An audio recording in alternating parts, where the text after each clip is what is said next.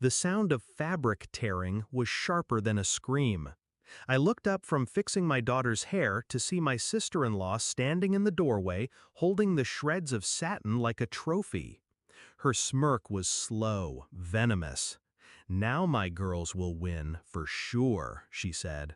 For a second, I froze. Not because I didn't know what to say, words came easy to me, but because I didn't want to waste them. My daughter's competition was in hours. Months of practice, late nights, bleeding feet, all hanging by a thread that had just been ripped apart. I turned to my daughter, ready to find the right lie to soften the blow. But she beat me to it. Her eyes, calm, almost amused, met mine. "Mom," she whispered, leaning close so only I could hear, "relax." Then she tilted her phone, showing me something that made the corner of my mouth twitch upward despite myself. The dress she destroyed was a decoy. 6 months earlier, I would have never suspected my sister-in-law of something so petty. She was loud, competitive, and allergic to sincerity, but she'd never crossed the line. Until the last regional competition. That night, her daughters accidentally stepped on my girl's shoe just before going on stage. A broken strap, a stumble during the routine, a drop in the rankings. When I confronted her afterward, she shrugged. "Accidents happen," she said, sipping champagne like she'd just hosted a charity gala instead of sabotaging a teenager.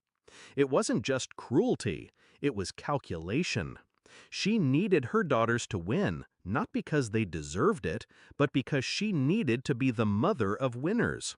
That's when I knew the next time she wouldn't settle for a broken strap. She'd aim bigger. So we prepared. My daughter and I found an old competition dress at a thrift shop. Similar cut, similar color, but made of cheap fabric that looked elegant from a distance. We tailored it to her exact size. She wore it during rehearsals when we knew my sister-in-law would drop by. The real dress, a custom piece my daughter had designed herself, stayed in a garment bag under lock and key in my car. We didn't tell anyone, not my husband, not my friends, not even the other moms in our circle. The fewer people who knew, the cleaner the game. Now, in the cramped dressing room, I looked from the shredded fake dress on the floor to my daughter's raised eyebrow. My sister-in-law was still standing there, waiting for the panic. "Oh no," I said flatly, picking up the ruined fabric. "Guess that's it then." Her smile widened, teeth bared like she'd just landed the final blow.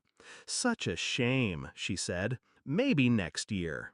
She sauntered out, heels clicking, already picturing her daughters holding trophies.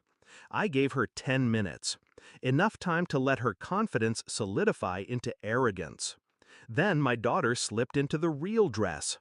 Deep emerald silk, every stitch flawless, rhinestones catching the light like sparks. Her reflection in the mirror made my throat tighten. Not because she looked beautiful, though she did, but because she looked ready.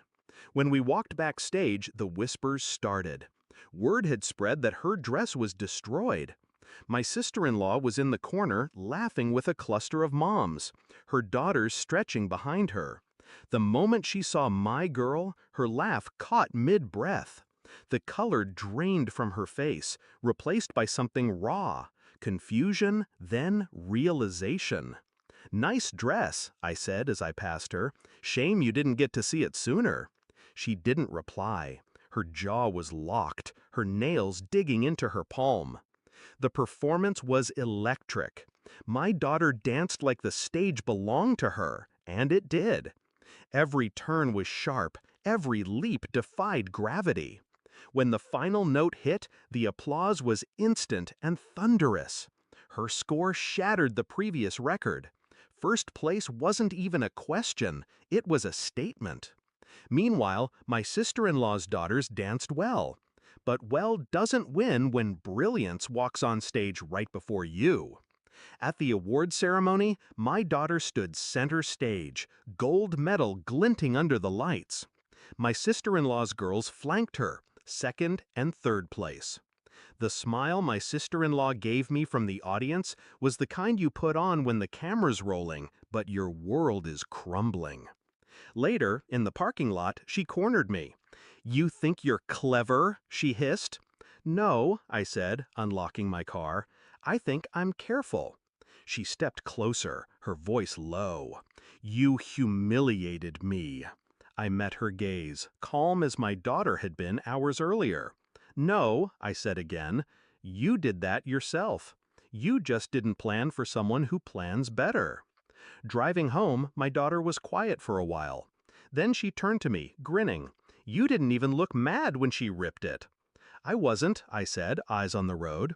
"Because anger's a waste when you've already won."